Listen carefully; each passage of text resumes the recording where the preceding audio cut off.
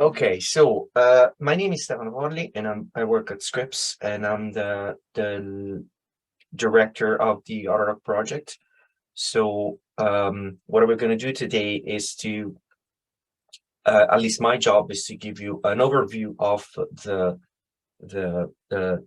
basic functionalities of the AutoDock software, the AutoDock suite, and you'll find that there are multiple tools under this umbrella, and to give you then a glimpse of what the more advanced features that we support are. And so the idea is that since it's going to be, my part is basically just a bunch of slides, so no interactive steps. Michelle Sanner afterwards will take care of that. So the idea is that I'm going to give you the slides, but feel free to interrupt me. It's very informal. I like it to keep it easy. So if at any point you have a question, please just make some sound, because I might not see you in a tiny little camera there. Make a sound and then feel free to ask questions. Any kind of questions are welcome, including curiosities or more technical ones. So I try to keep the level of the presentation in a generic enough that pretty much everybody can understand, but also providing some details. If you like more, please just ask. I try not to drown you into too many technical details, also because we're covering a lot of ground. Okay, so let's get started. AutoDock is one project that can be considered historical in some sense. And it's been around for more than 30 years. We had a publication a couple of years ago celebrating the 30 years of the project, and I've been personally using it for about half this time. I started when I was an undergrad, and then I kept using it, and then I participated to the development process before joining the lab where it was developed as Scripps, and then eventually I took the lead of its development. And so, as you can see here, so the original AutoDock project started in the 90s. It was actually the software was released in 1989, and it was, at the time, it was a pretty innovative piece of software, because it was the first one that was really truly allowing to model ligands flexibly. Now, the thing is, it doesn't seem like a major feature, but back in the days it was. And then eventually more features have been added, and then more, beside the newer version of AutoDock, newer completely new docking engines have been added. The most popular one being AutoDock Vina. And then very recently, we added support for GPU accelerated calculations. So why was AutoDock successful? Well, a number of reasons. The main one is because it had features that others didn't have, but also because at some point we started leveraging on the community support. So the code was released under a very permissive GPL license, so open source. People could take it, modify it, and do whatever they want. Up to the point in which even companies started participating there, and so they ported it to different architectures, and then added features, and then we started doing ourselves, but also others started doing training all over the world. And then this is where, essentially, after a certain point, the code started expanding a lot, adding new features. This is an old graph in which it shows that the percentage of citations that mention AutoDock, which I don't know if you can see my mouse. No, I don't think you can see my mouse. But basically, in the top right corner, there is the little pie chart slice that shows how popular was AutoDock, the number of citations. But most importantly, I'll point you to the fact that there have been companies involved in that, and NVIDIA is missing here because it came later in the game. So, what is docking? Well, docking is a relatively apparently trivial task of matching usually a small molecule, at least in our case is a small molecule, with a receptor target. So once you have the 3D structure of both, docking will provide you solutions and hopefully rank them in a way that is meaningful to us. Because of that, there are certain aspects of docking which can be separate issues, if you want, that we need to address if we want to be successful. So the first one is the scoring function. So we want to make sure that have a way that is reliable and accurate to discriminate between the many poses that we're going to generate in order to identify the right one. In order to do that, we need to get some speed, and to get some speed, we need to cut corners, inevitably. The other aspect of the docking is a search method. So no matter which search algorithm you use, the goal is always the same. Sample as many poses as possible in the shortest amount of time and come up with the plausible one that then the scoring function can recognize and score as the best. And there are different options for that. So these two initial issues combined, in some sense, describe the dimensionality of the problem, which in turn affects our trust on the answer, and a little bit more later on that. So on the scoring function is supposed to give you the free energy binding, or a very crude approximation of it, as a sum of different terms. So whenever you have your problem, which is this protein colored by different atom types to highlight different properties of the surface of this protein, each term has its own contribution, is calculated in a different way, and this is in the AutoDock, in the original AutoDock scoring function and its evolutions.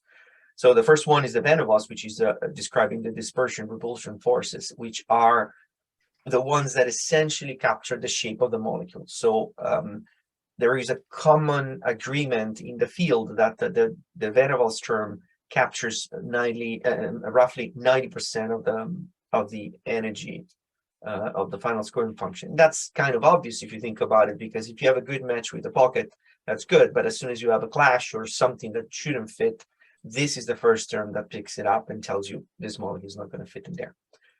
The second term is actually two separate terms, which is everything related to the role of the electrostatics in the interaction.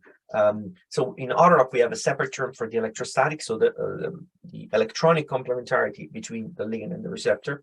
So negative charges get in front of positive charges, hopefully.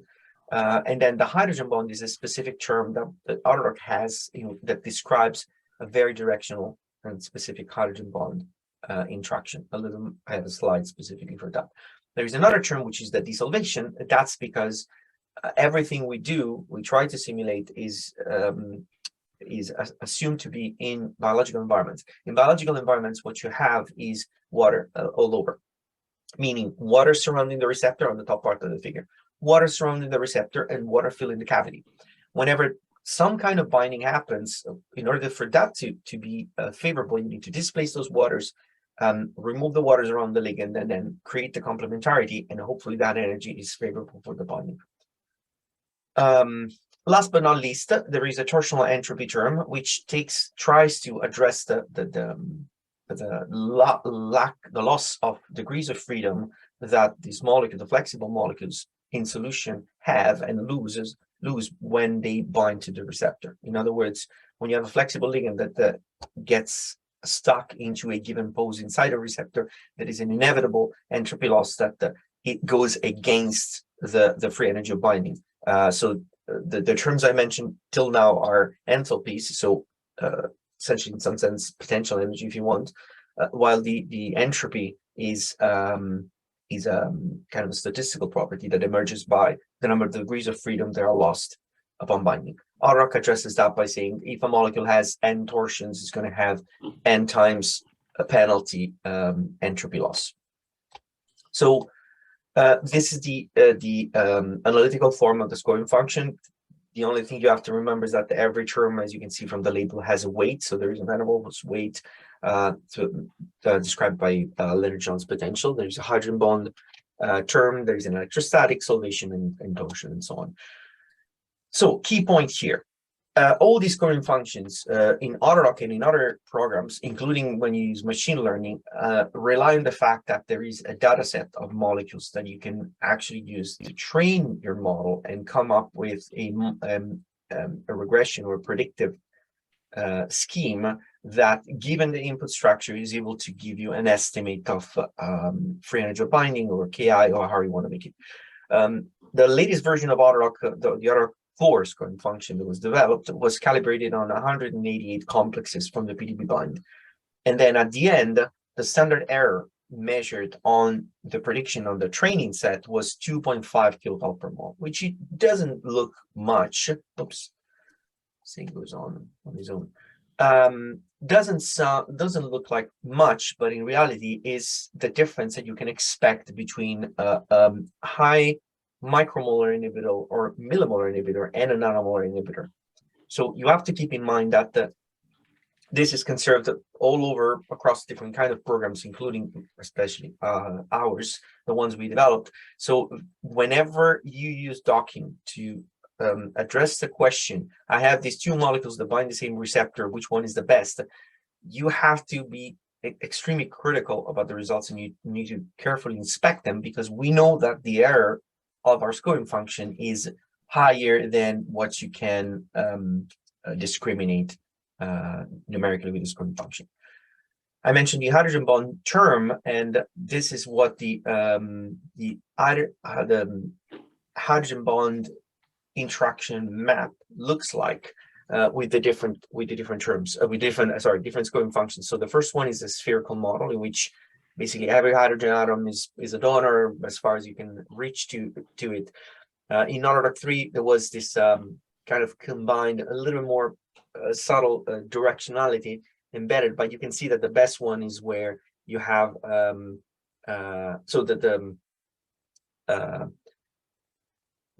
since the introduction of this term in the AutoDock scoring function version 3, we are able to capture much better what's happening in the hydrogen bond, and we know the directionality is important. For example, again, this thing goes on. I don't know how to stop it. Sorry about that.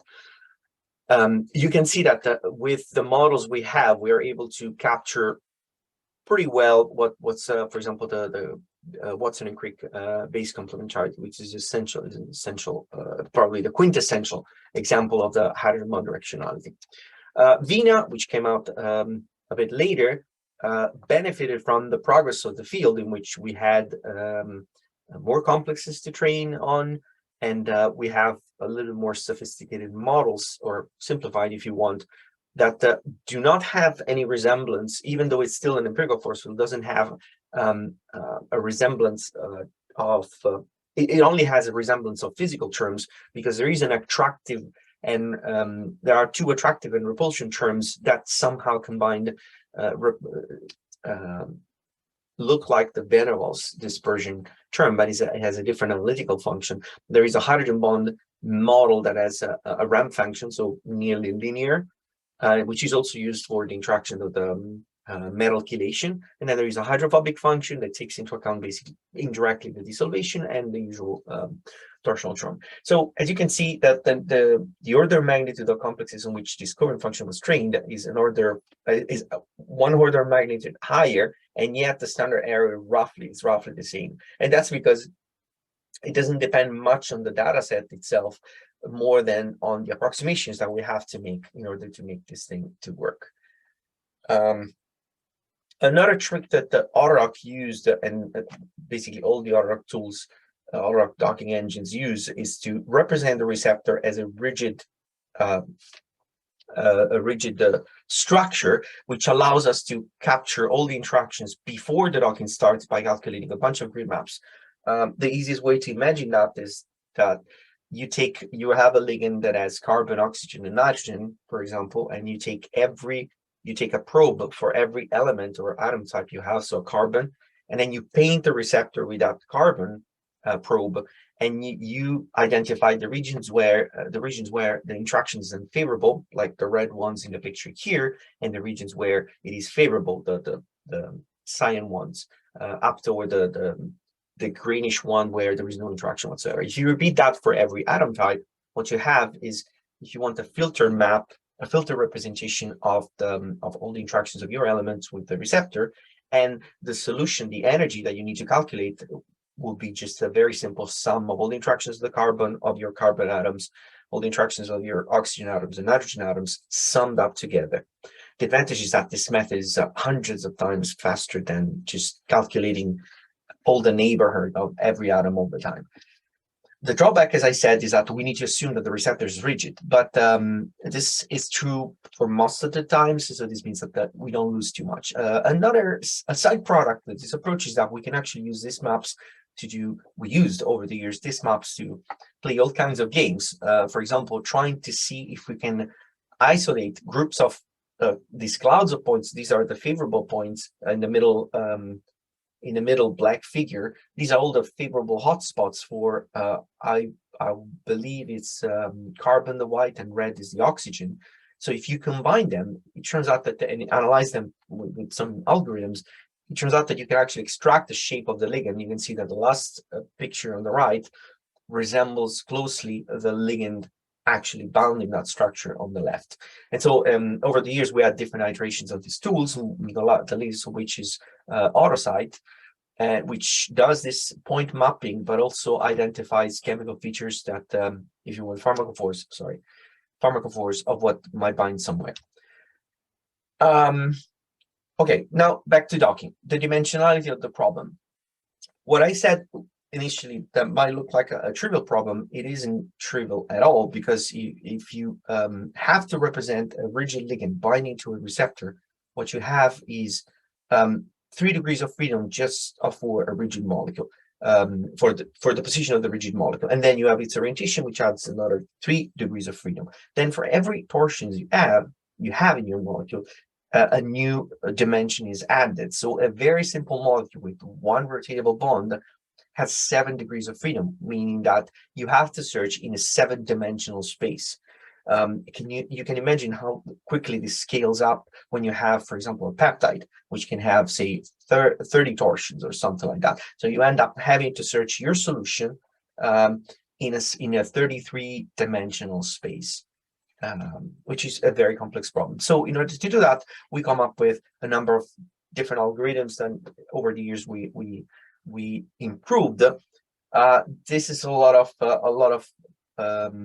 details that you don't have to remember. The key thing is that how do you deal with this problem? So our suggestion is to go for Vina first, because it's the one that has the fastest algorithm, the most simple scoring function, which allows us to cut even more corners. It's faster and handles more complex systems. If that doesn't work, then you can look back at AutoDock, because of a number of reasons, because it has multiple customizations.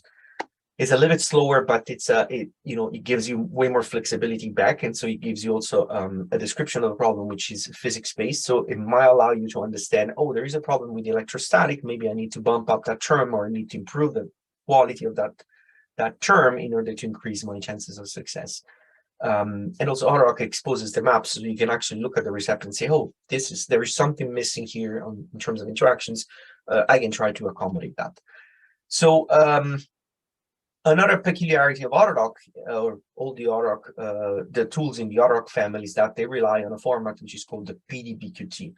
The PDBQT format is a format that is as old as AutoDock, because it was designed specifically for that, and it's a derived format from the protein data bank file format.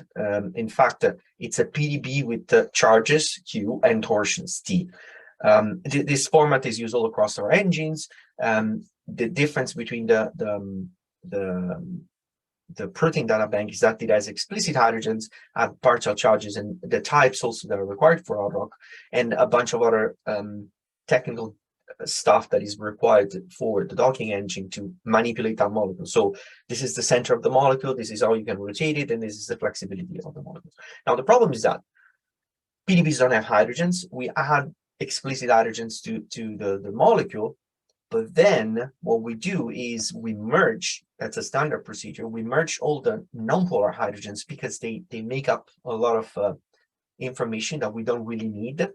And so to speed up the calculation, we keep only the polar hydrogen atoms. In order to do that, we destroy information, because we remove all the nonpolar hydrogens. The partial charges of these nonpolar hydrogens get merged with the heavy atoms, the carbon atoms, and handle them. And the other problem is that the connectivity, if you start from a molecule that is not a PDBQT or is not a PDB, let's say it's an SDF format. I assume you guys know what an SDF format and a MOL2 format are. Do you? Is that a common concept, or? This is a question for the audience in case it was lost. I do. Okay.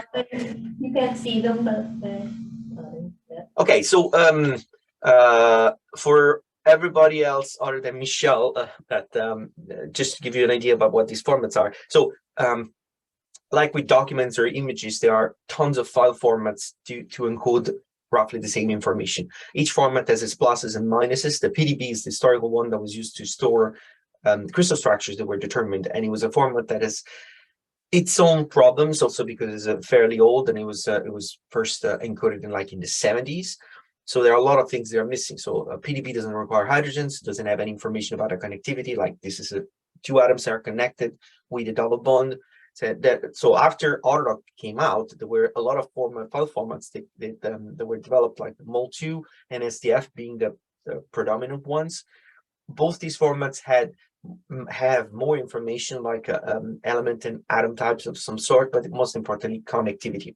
So if you have a benzene ring with the two, the bunch of double bonds there, you can see the double bonds. The double bond is encoded in the file structure. You see it in the file, and if you load the file multiple times, it's always going to be with the same bonds. With the PDB, you have to guess. This means that different programs guess in a different way, and if you start with a molecule that is a high quality, and you want to do a docking with AutoDock, then you lose that kind of information, because we cast everything into this PDBQT format, which is the format that encodes our information.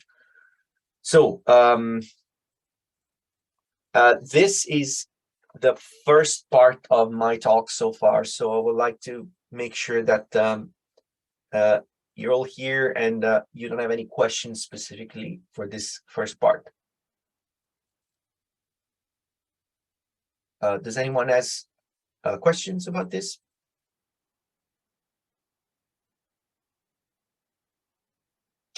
Okay, I hope that there's going to be more questions in the next part of the talk, because it's a little bit more practical instead of being a lot of theory and a lot of history, if you want. So the next part is going to cover what's called the virtual screening. So the reason why I'm talking about this is because this became, over the years, has become by far the most popular application of molecular docking, which is to screen commercially available libraries in order to find molecules that give you the desired biological activity. So I'll cover the basic concepts that might be maybe not that obvious even to people that do this. I noticed that, for example, this slide is important also for people that do virtual screening almost routinely. So when you run a virtual screening, the idea is that you have a target and you look for something that fits your needs. So a molecule that gives you biological activity. But what are you looking for on from a virtual screening is not necessarily a drug. So it's nearly impossible to find a drug right away out of virtual screening. Also because developing a drug is a very complex problem. But most importantly, because we'll see later that searching the right answer in the chemical space, which is where the answer lies, is a daunting task. So whenever you run a screening, being a virtual screening or an actual high throughput screening in which you have a robot, for example, or an army of grad students pipetting their way through the assays, the outcome of that is always going to be the same. Either you get a hit or a lead. So a hit is a molecule that has low or defined low or medium target affinity. The way in which I like to think about that is that you have a hit as soon as you have a single compound that gives you a signal in whatever assay you're doing. So for example, if you have an inhibition assay, you get a molecule that has, 10%, 20% inhibition that you can barely detect in your assay, that's a hit, because it's good enough to get you started, at least to understand what's going on with your system and with your assay. So ideally, you should get more hits out of a screening. If you're lucky enough, you get a handful of them. And then out of this handful of hits, you might get the best one, which is going to be your lead. Your lead means that you take that hit and the lead hit, and you try to develop it into something better. So better affinity, better properties, solubility, whatever you want to consider. So the idea is that in order to select the lead, you sometimes, it is important to keep in mind that simpler is better, because if you have a simpler molecule, it becomes simpler afterwards to modify it chemically if you have to do modifications, or to find a number of derivatives. Because if you have a molecule which is super complex with a lot of chiral centers like natural compounds, usually you have one shot and one shot only, because there are not that many possibilities to modify that unless you are really into that and you have somebody that designed a number of derivatives for that.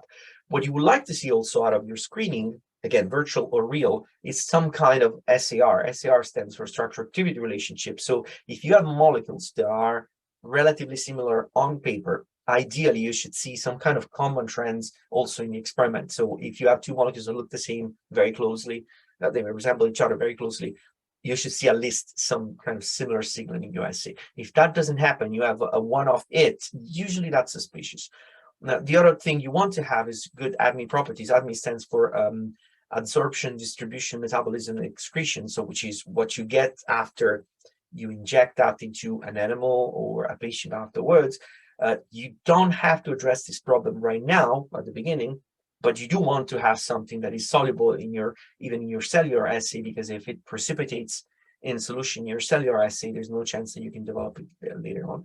And it is that you want to get something novel. That's why the screenings are useful usually, because they give you new ideas, new chemical scaffolds. It will be very unfortunate if you run, if you spend time and money to run a screening, and then it turns out that you rediscover a molecule or something like it's already known for decades.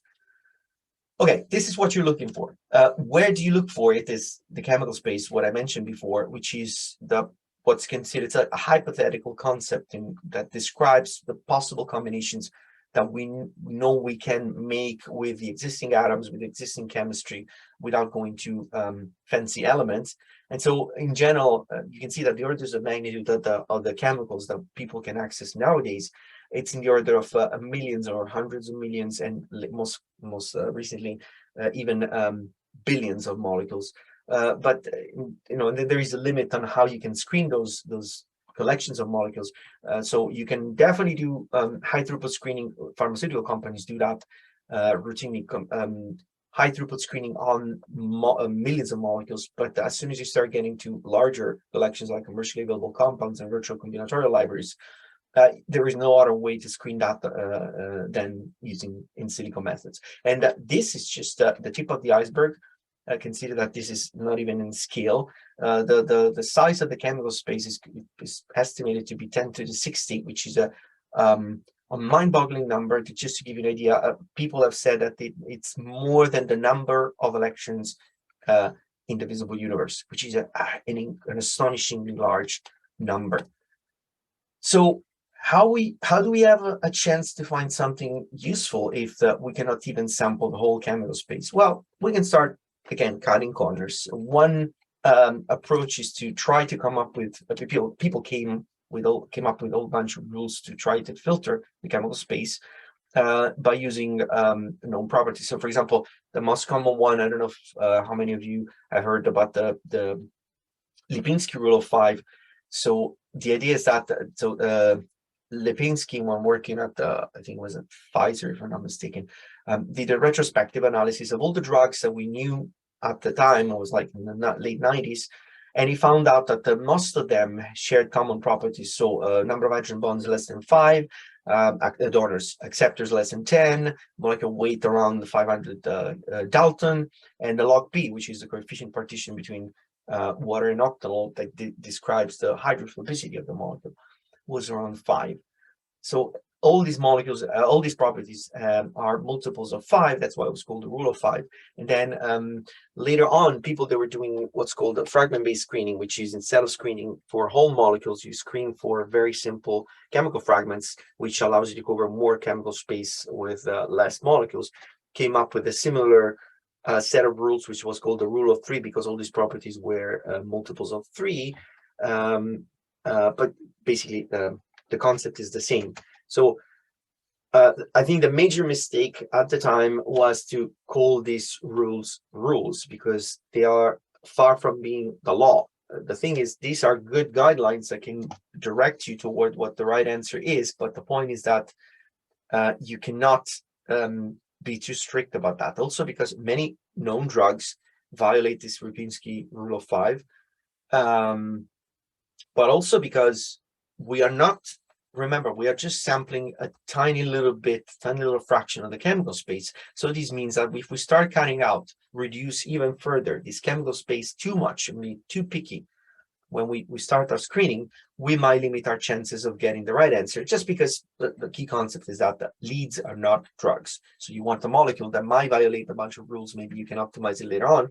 The whole point is that retrospectively, it turns out that people that follow the experiments, the experimental campaigns that follow the Lipinski rule of 5 too strictly didn't succeed very well. And I put that quote there just to remind you that the rules, at least in this particular context, are just mostly for guidance, not for binding you to do that and throw away everything else. So an important aspect of the molecular docking, but it's kind of a broader concept all across every single computational simulation, is that, and again, this is a rule, absolutely, this is a rule.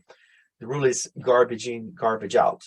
So if you put in a computer simulation suboptimal parameters or suboptimal models to begin with, no matter how accurate is your analysis later on, what you're going to get is garbage out. And that's because the computer models that we designed assume that the data is trustworthy. So you provide me a molecule that makes sense to you, and I'll tell you what's the best conformation of that molecule against the target you're interested in, assuming that I assume that you know that that molecule can exist or not. So more in practice, ligand libraries, especially if you prepare your molecules in-house, being one molecule or 100 million molecules, need to be carefully prepared in order to have optimal geometries, especially bond lengths and angles.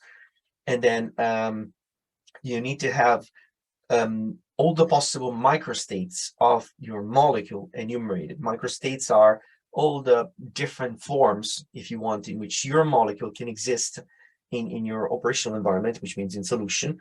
This means that there are cases like, for example, on the right, there are hydrogens can jump back and forth and change the profile, your hydrogen bond profile of with respect to the receptor, and then you can have molecules that can be protonated or deprotonated, meaning that there is hydrogen where there shouldn't be, or that there's a lack of hydrogen and the associated charge that this hydrogen brings into your molecule. Why is that? This is because I didn't mention that in the first part of the talk, but the thing is, again, we cut corners, meaning that we need to have simplified models that allow us to be as fast as possible. In order to have to run these simulations, we use a theoretical framework which is called the molecular mechanics. In molecular mechanics, the way in which we describe molecules is by having a bunch of spheres connected by springs and described by Newtonian laws. Newtonian laws means that we don't have electrons, we don't have fancy emergent properties like can happen with quantum mechanical calculations. So everything we have in the model is what we put in. In other words, we have, for example, the molecule above there. We know that these atoms are connected. There is a spring, and the spring is unbreakable. So if there is a hydrogen connected to the carboxy group of your aspirin, the docking software, but any other molecular modeling tool would never detach that proton from the carboxy group there, because that's how it's being defined in input, and all the simulation is going to take into account the presence of that hydrogen. For docking is a little bit, we pushed that a little bit further because of the fact that we don't want, for example, to modify bond angles and bond distances, because we assume that the molecule is stable during the simulation. So if your ring, like the benzene ring of that aspirin there, is flat, it's going to stay flat all over the simulation, because we know that those bonds are not going to be changing. What we're changing is the bonds that we consider rotatable in order to find the best solution for our target. The drawback of that is if you have a molecule like the one above, which is a banana-shaped molecule, because of the fact that the geometry was not properly optimized, is going to stay a banana-shaped molecule for all through the calculation. This means that you're going to dock your molecule in a conformation that does not exist, and you're going to get an answer that doesn't make sense. So that's why processing the input is very essential. Quick question: are there any crystallographers in the audience, or structural biologists in the audience? Yes. Okay, so are you a crystallographer? I'm trying to be. Okay, don't get offended by what I'm going to say next. So never trust structures, especially from crystallographers.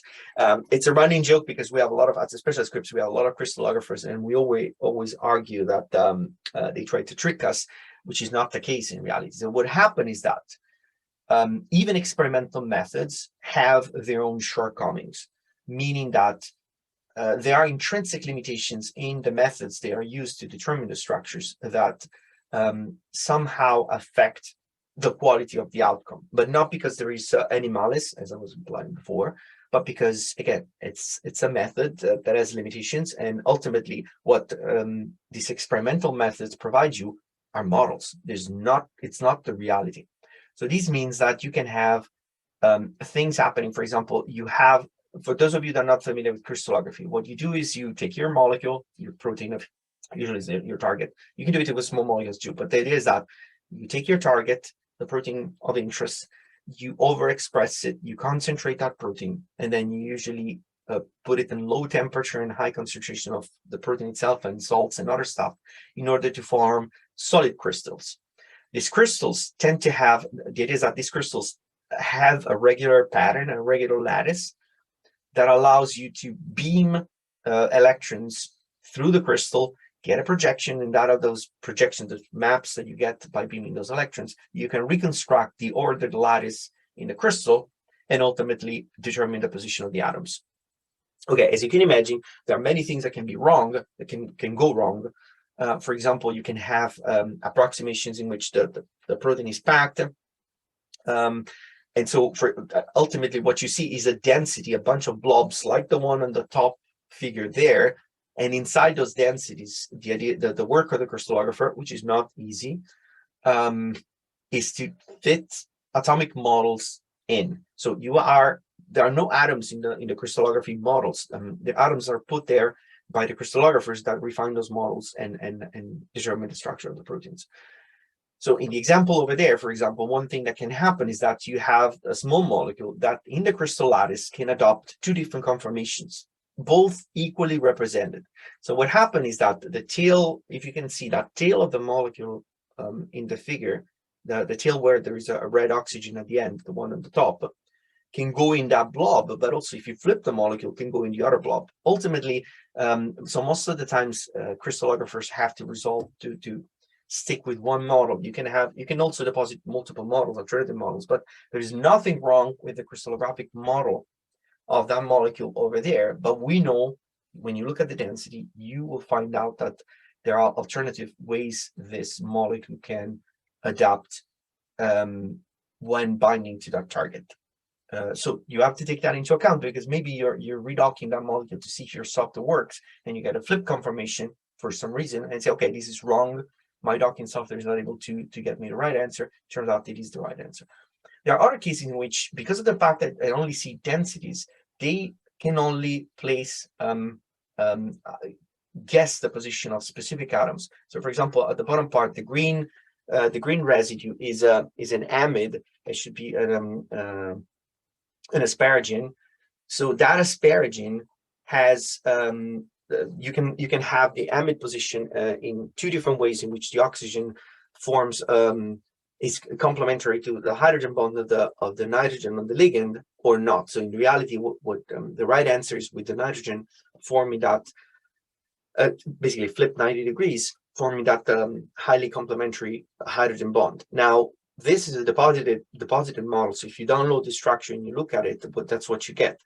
There's nothing intrinsically wrong with that, but you need to take that into account when you do your modeling, because in reality, you want to flip that. So if, again, the docking software, once you cast your receptor into a series of maps, your receptor will stay as it is. So if there is an oxygen there in your maps, you're going to have an oxygen placed in that position. So the other thing is that proteins are overall relatively rigid, or at least the ones we try to crystallize. But intrinsically, in reality, what happens in solutions is that these systems are highly flexible.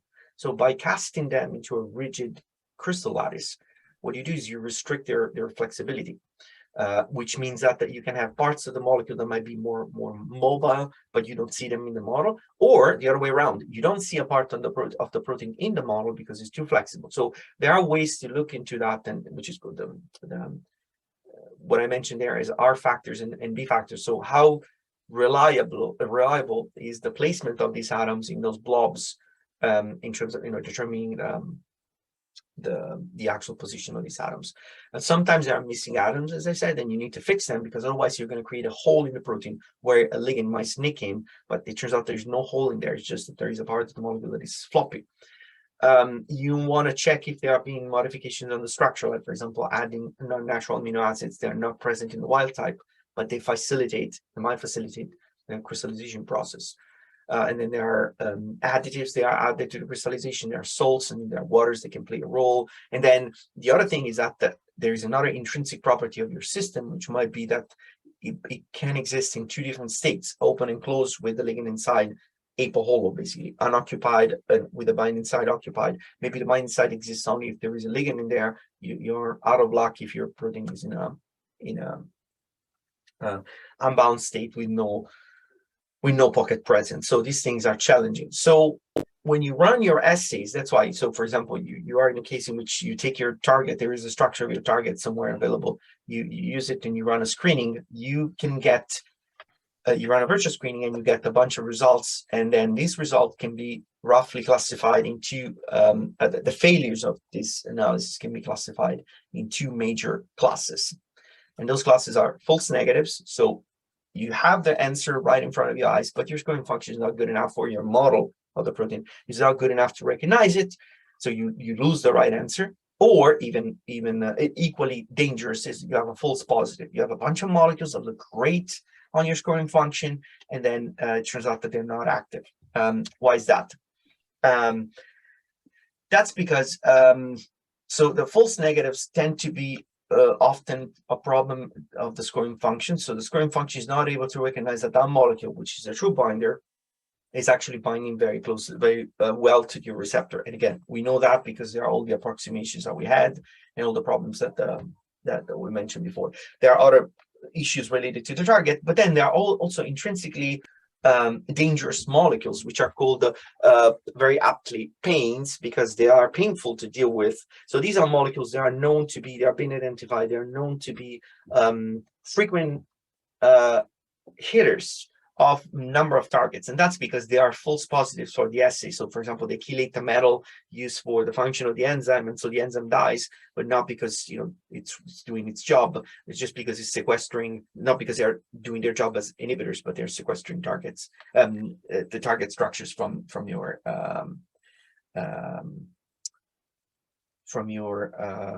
assay. Stefano? Yes.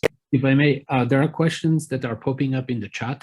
Oh, I don't see them. Oh, yeah, that's why maybe if you could engineer some little pauses now and then, and have people actually speak up, because I figured you're probably not looking at the chat. No, I don't see it during in the presentation mode. Okay, there are a bunch of them. Okay, let me do. So it's basically the last 5 messages. Okay. I'll look at them. So okay, let me skip that part. So this is the summary of. So the message that I was trying to convey is that you need to approach the virtual screening with a very critical approach. And so you need to construct your experiment in a way that makes it that increases your chances of success. You take care of the ligand, geometries, and proper protonation, and all the other stuff. Then there are tools for that. You take care of your receptor, and you guarantee that that's the best quality possible for it. And then you select the best scoring function or the best search method for the dimensionality of your problem or the complexity of your problem. And ultimately, you look at the results in a critical way, not expecting it to be the actual truth, but combining all this information that you gathered during the process, and look at the results and see if it's really what you're looking for. Okay, now going to the questions. Oh my, thank you, Garrett, for taking care of the questions. So I'll try to adjust the questions. Okay, and so first of all, there is a question from Amir, and while I reply to these questions, I think now it's a very good time to write more, and I'll address them. So, Emir, is there any type of docking base and entirely in electronic structure information? Short answer is no, because of the fact that if you start putting electrons, things get unevenly complicated, because for every item that you add to the problem, in our case is one atom, the complexity of the search and the calculation time increases, because then every time you add a new element, you have to combine this element with all the other existing elements. So if you start adding electrons, that explodes, the complexity explodes, and it becomes untreatable. But the question was about the electrons. So what we do is to account the position of electrons, we know that there is an uneven distribution of electrons inside the molecules. So what we do is we assign atom-centered partial charges. So we put a fraction of an integral charge, so minus 0.5 on a given atom, and somewhere else we put plus 0.5, so that if the molecule is neutral, the sum of all the partial charges is 0. But you have dipoles, or if you want, you have charge distribution that allows you to describe the complementarity between the target and the receptor. And yes, the construction is always empirical. The fact that there are probably several dozens of methods to calculate partial charges tells you how undefined the answer is here. Christina was asking about does virtual screening uses rigid docking or flexible ligand docking? So ligands are always modeled as flexible in AutoDock, unless you tell us otherwise. There are some limitations which we'll address in the last part of the talk, but in general, the ligands are always flexible. What you can do, if you think it's relevant, there are a bunch of targets that are known to have gatekeeper residues. For example, there are residues that can flip depending on which ligand is in there, so they can open and close. So if you know that's the case, you can actually run a virtual screening either by modeling these two states as rigid, or by modeling the explicit residue flexible. So the residue will move during the virtual screening, and you can have results that interact with the open residue and results that interact with the closed residue. Siddhanta is asking, does AutoDock 4 have parameters for silicon? So the current force field, I think the original AutoDock 4 force field doesn't, but my recollection is that we were trying to put those parameters. I think we put those parameters in the latest version of Vina, which supports both force fields, like AutoDock 4 and the original Vina force field. So this is where you can get them. If not, just to add, you can hack it if you use the carbon terms. It's very similar in radii and properties. So you can just use an aliphatic carbon in its place. But if you really want to do it, you can add your own parameters. As I said in the chat, you can edit the 84 parameters.dat file, or you could even recompile the code. Okay, I didn't get to your question there because it was another one, but absolutely, yeah, I was going to say that, folks. I was going to say that you can actually do, you can either hack it, or, because one of the things is that when silicon is present in these molecules, it's usually highly coordinated by other stuff. So the receptor will never see the silicon. So the only role of it is to spatially place the molecules, the atoms attached to it. So you don't have to explicitly model it, or you can actually do it explicitly. So I was going to point you to that. So there is the AutoDock suite.scripps.edu. If you go to the resources webpage, there is a link specifically on how to model atoms that are not part of the standard AutoDock force field. Thank you, Garrett. Please, by all means, interrupt me as much as you can when I'm missing something. The structure deposited on the PDB. So Azim is asking, the structures that are deposited on the PDB should be checked with the software and then only be used. Okay, yeah, there are software that allow you to do some checks, but we're working toward that on our end as well, but that's not bulletproof in that sense. There are experimental errors that are causing these errors, yes, and how often are these issues faced while working with the deposited structures?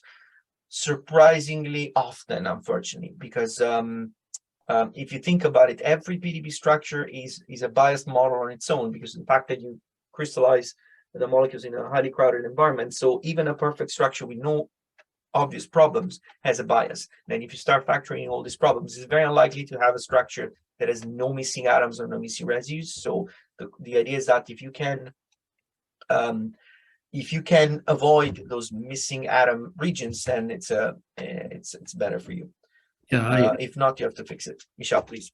I will touch on this in my presentation and in my demo about some tools to better understand what's in the PDB and how to fix problems that show up. Yeah. And then Daniel DH is asking if there is a way to score poses with the AutoDock tools package, and it will be covering the practical part. I don't know if it will be covered in the practical part, but all our docking engines have a score only, if you want, a function that takes your PDB and you prepare everything like you would like to run a docking, and you say score only, and you'll get the answer right off the bat. Without the searching occurring. What you want to do is to slightly minimize your structure, because the AutoDock force field might be different than the force field that was used by the crystallographers to refine the structure. So you want to minimize potential clashes, but that's usually, yeah, and Michel mentioned that later on, actually.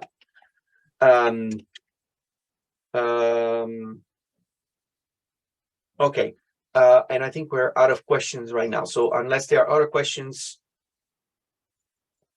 okay. Any questions from here?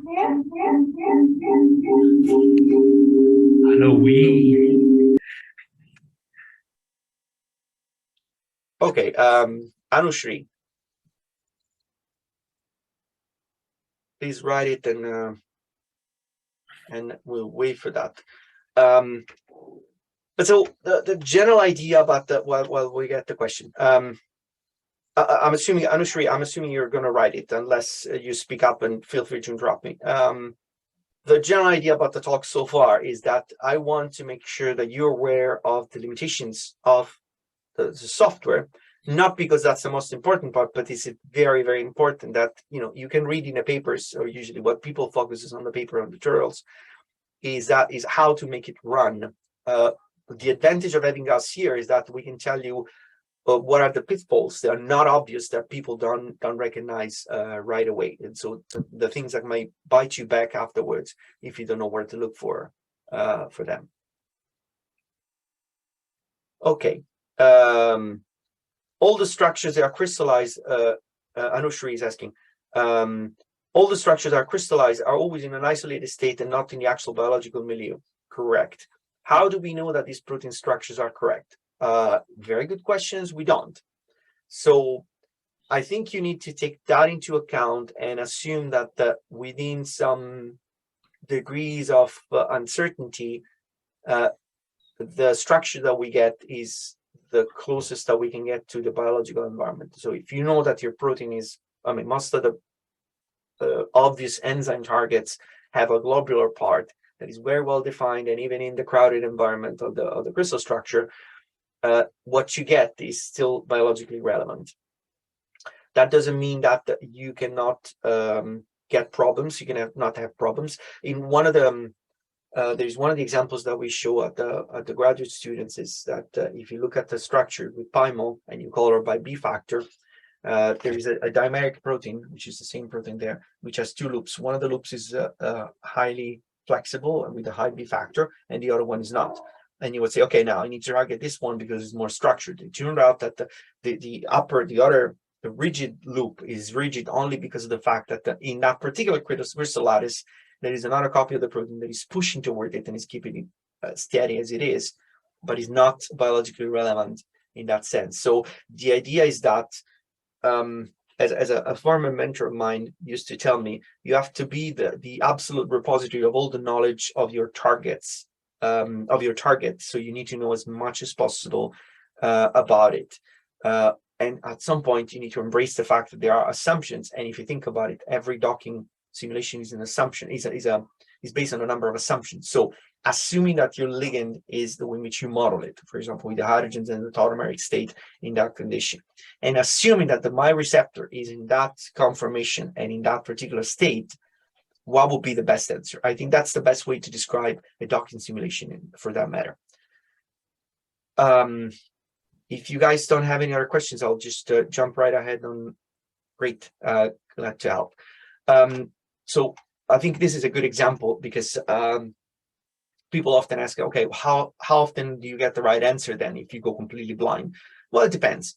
in this particular case, we were asked by a colleague at Scripps to find a potential molecule that might bind into what looked like a binding site because of the fact that there was an actual detergent from the cryo-EM determination. So they isolated the protein, and there was this detergent, which in theory is an impurity from a biological perspective. They asked that, can you stick a molecule where the detergent is binding? Because ultimately the detergent is giving you information. Something might bind in this pocket if unoccupied. And so we did a virtual screening. We used Vina at the time, and we identified an inhibitor that actually, we were lucky probably in some sense, because it doesn't always happen, but we were very, very close into predicting the right answer. And so that molecule was active, and it was binding the way in which we predicted. So ideally, you want to put yourself in the condition that this happens. And in order to do that, you do it by trying to satisfy all those requirements and those check marks, the checks that you do before running the simulation.